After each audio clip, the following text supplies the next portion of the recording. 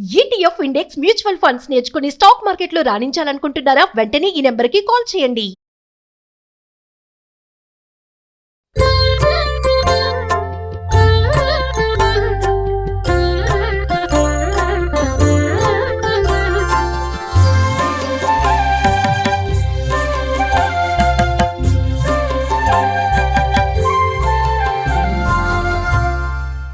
నమస్తే రమగారు, ఉగాది పండుగ శుభాకాంక్షలు. సుమన్ టీవీ ప్రేక్షకులందరికీ ఉగాది శుభాకాంక్షలు.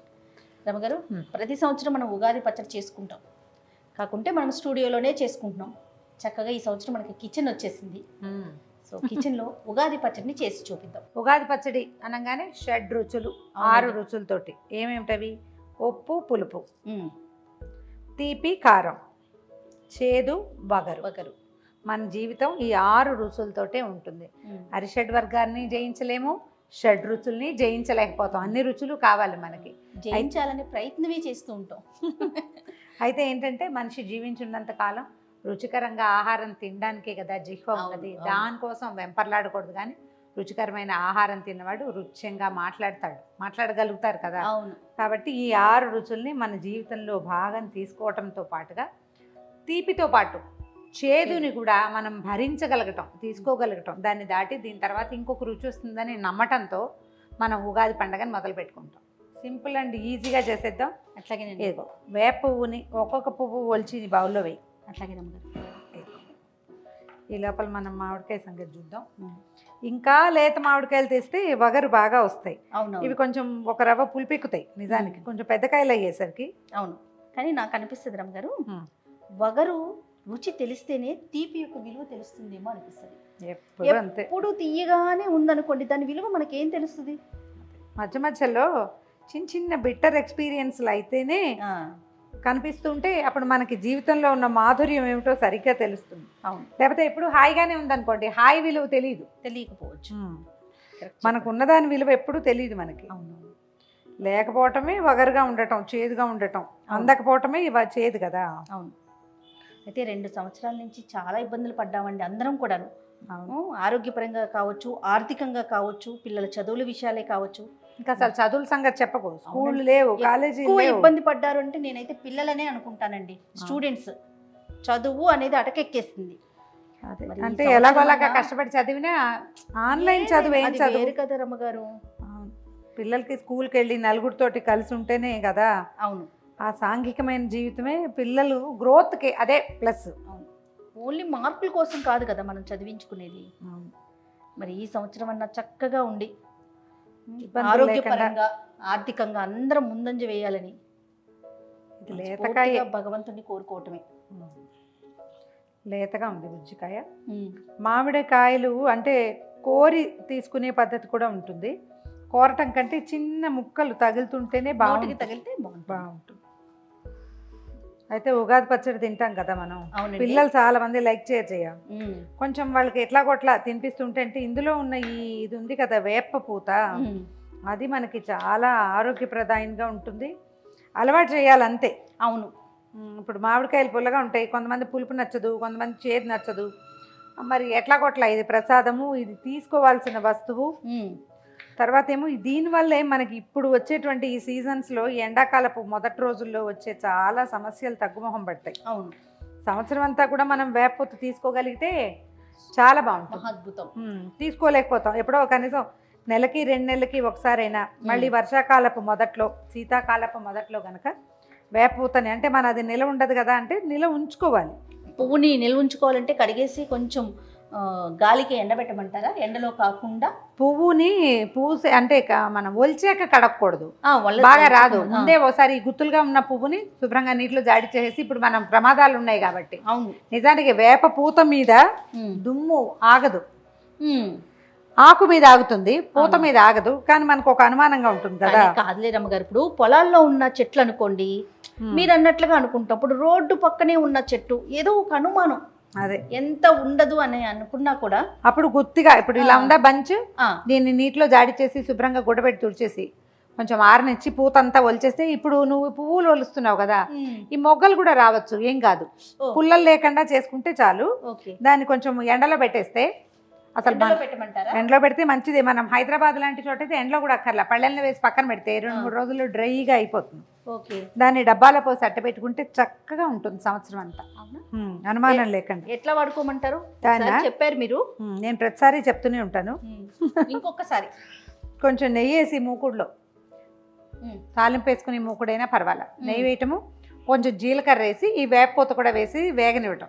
మామూలు చిన్న మూకుడులో కాస్త నెయ్యి వేసి కాగనిచ్చి జీలకర్ర వేయటం కొద్దిగా, ఒక 1/2 స్పూన్ జీలకర్ర వేసేసి కొంచెం వేగనిచ్చి ఈ వేపపోత ఎండిపోయింది ఉంటుంది కదా, ఇది కూడా ఒక 2 స్పూన్లు అందులో పెట్టేయటం. చక్కగా వేపేసేసి ఒక చిటికెడు ఉప్పేసి కంచంలో వేసేసుకోవటమే. ఈజీ మెథడ్ ఏంటంటే ఎవరి కంచంలో వాళ్ళకైతే మీరు కలుపుకుని తినంటే ఏ పిల్లలు పెద్దలు కూడా తినరండి. అవునండి. మన కంచంలోనే వేసుకోవటం, ఒక ముద్ద అంత అన్నం కలిపేయటం, 2 ముద్దలు మనకి, మిగిలిన ముద్దలు తలా 2 పెట్టేసేయటం. ప్రతిరోజు చేయలేము కానీ ఈ సీజన్లో చైత్ర మాసంలో కనుక ఎక్కువ సార్లు తింటే మంచిది. ఓకే. కాదు రమ్మగారు, ఇప్పుడు పచ్చి పువ్వును అలా చేయొచ్చా? పచ్చి పువ్వు వేగితే అంత గొప్పగా అనిపించదు, నాకేమిటో ఎండిన పువ్వే అలవాటు. అయినా మనం చేసి చూద్దాం ప్రేక్షకుల కోసం ఒకసారి. ప్రేక్షకుల కోసం కాదు రమ్మగారు, మన యూనిట్, మన కెమెరామెన్లు, మీరు, నేను అందరం తిందాం. మీనా పైకి వెళ్ళి చక్కగా అన్నం తీసుకొచ్చేసి ఇది అయిపోయినాక మీనాతో మన పైన క్యాంటీన్ ఉంటుంది కాబట్టి అన్నం తెప్పించుకుందాం. ఇది అయిపోయిన వెంటనే మా అందరికి మీరు అన్నం చేసి పెట్టాలి. వేపపోత తిని తీరాలి. ఎవరెవరు అన్ని మొహాలన్నీ మారుతున్నాయి చూడు. ఖచ్చితంగా బాబోయ్ బ్రహ్మాండంగా ఉంటుంది. సూపర్. నేనే జయ, ఒకసారి కెమెరా నా మీద ఫోకస్ చేయండి అమ్మా. ఇదే మన స్టైలు. శుభ్రంగా తినేసు. వేపపోత కొంచెం చేదుగా ఉంటుంది, ఒక 5 నిమిషాలు. ఇంత ధారాళంగా తినేస్తున్నారు మీరు? నేను తినేస్తాను జయ. ఇప్పుడు నేను చెప్తాను ప్రతిసారి, మీరు నమ్మరు బహుశా. తిని చూపించా కదా, ఇప్పుడు నమ్మాల్సిందే. ఎంత చేదుంది రమ్మగారు. తినగా తినగా వేము తీయనుండు. అంతే. నాకు బాల్కనీ నుంచి, కిచెన్ నుంచి చక్కగా అందేస్తుంది. వేప చెట్టు ఉంది రోడ్డు. నేను నా గనక అందితే నేను రోజు ఒక 4 రెమ్మలు తుంచుకుని తింటారు. వేప ఆకులు తింటాం కష్టం, కానీ పూత తినడం ఏం కష్టం. అవును, హాయిగా తినేయచ్చు. వేప చిగురు కూడా బాగుంటుందండి. చిగురులు కూడా బాగుంటాయి. చిగురుతో ఒక వైద్యం చేస్తారు జయ. సరిపోతుంది, చాలండి. కొంచెం అయిపోయింది. ఉన్నారు కదా మన పిల్లలందరూ తింటారు. యూనిట్ అంతా వేప చిగురులు అయితే మనం ఏం చేయొచ్చు అంటే, ఈ చిన్న బాగా రెడ్గా ఉంటాయి చూడు, పింక్ గా కనిపిస్తుంది అది ఇట్లా, ఇలాంటివి 2 గుప్పెళ్ళు సంపాదించి అంత బెల్లం వేసి మిక్సీలో వేసి గ్రైండ్ చేసేయటమే. గ్రైండ్ చేసేస్తే ముద్దలాగా వస్తుంది కదా, ఈ ముద్దని చిన్న చిన్న ఉండలు చేసి కాస్త ఆరనిచ్చి పిల్లలకి పెట్టేయచ్చు. దీంతో ఏంటంటే పొట్టలో ఉన్న పారాసైట్స్ పోతాయి, స్కిన్ మీద అంతా పోతుంది, నులి పురుగు పోతుంది, స్కిన్కి ఏమైనా చిన్న చిన్న మచ్చలు వచ్చేది, ఊరికే దోమలు కుట్టంగానే వెంటనే దద్దులు, ఆ లక్షణం కూడా తగ్గిపోతుంది. నేను మా అబ్బాయి దగ్గర అది అబ్జర్వ్ చేశాను. నేను నులి పురుగు కోసం వేశాను, వాడికి గోకితే మచ్చ వచ్చే లక్షణం కూడా పోయింది. బాగా పనిచేస్తుంది. పాత రోజుల్లో మిరియాలు వేసుకునేవాళ్ళు. మనం మిరియాలు ఇప్పుడు పెద్దగా వాటలు వేసుకోవచ్చు, అలా అలవాటు ఉంటే 2 పచ్చిమిరపకాయలు చీరి ఇందులో వేసేద్దాం. చిన్న ముక్కలు చేసి వేస్తే పిల్లలు ఉన్న వాళ్ళకి ఇబ్బంది, తీయలేకపోతారు కదా. అవునవును. సో బెల్లం, తర్వాత కొంచెం ఉప్పు పడుతుంది బాగానే మనం చేసే పదార్థాన్ని బట్టి. వీటికి కొలతలు ఏం లేవు, అంతే. చింతపండు నానబెట్టాం కదా, నానబెట్టిన చింతపండు.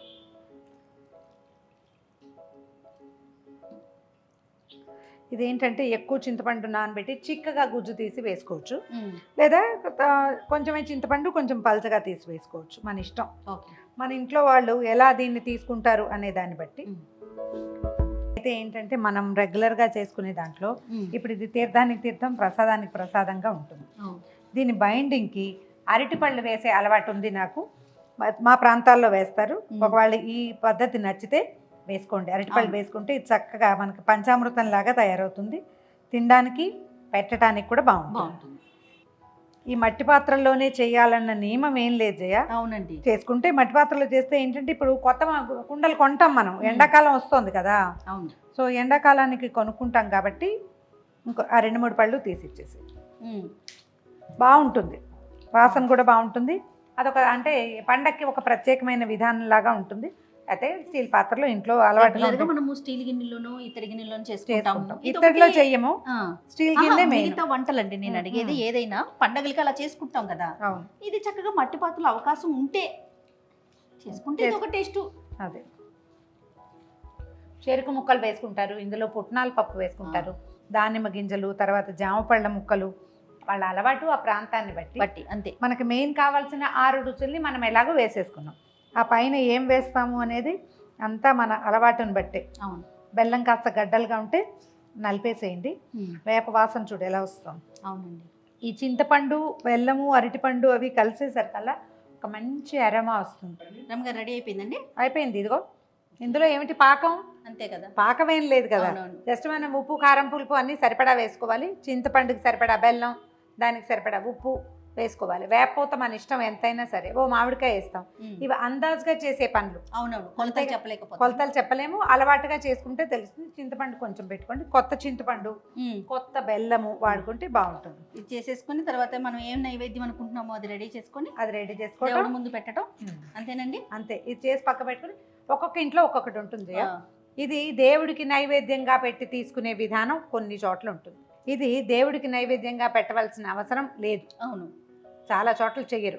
దీన్ని ఏం చేయాలంటే పొద్దున్నే తలంటి పోసుకోం. కానీ ఉగాది పండుగ రోజున మనం ఏం చేస్తాం, ఏవో ఆకులు అల్లములు వేసి నీళ్ళు పోసుకుంటాం కదా. మామిడాకులు, ఈ వేపాకులు వేసి నీళ్ళు పోసుకుంటాం. స్నానం చేశాక ఈ ప్రసాదం ఇది చేసేసుకోవటం, ఉగాది పచ్చడి చేసుకోవటం. ఉగాది ప్రసాదం అని భావించద్దు, పచ్చడే. కాకపోతే ఏంటంటే ఇది ప్రసాదం అని నమ్మించి పిల్లలతో తినిపించాలి. అది మన పద్ధతి. ఏం చేస్తాం, తలా ఒకటి నోట్లో వేస్తాం.